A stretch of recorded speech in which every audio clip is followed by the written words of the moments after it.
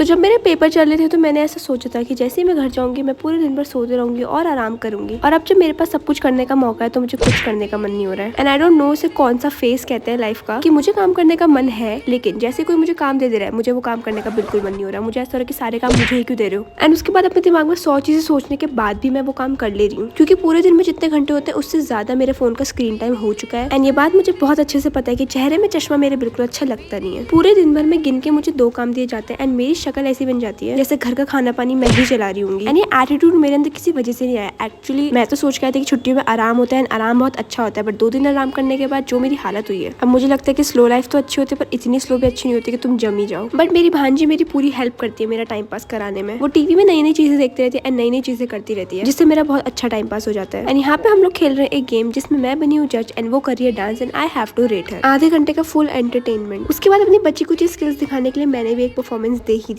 अब तो शाम में भी इतनी लंबी लगने लगी है कि 4 गेम अलग अलग खेल लेते हैं हम एक ही शाम में। एंड ये हमारा आज की रात का आखिरी गेम, क्योंकि इसमें मेरी भांजी ने सर्विस देने में इतना टाइम लगाया कि पूरी रात ही हो गई। So that is it for today's boring day and I hope मैं कल कुछ इंटरेस्टिंग करूँ।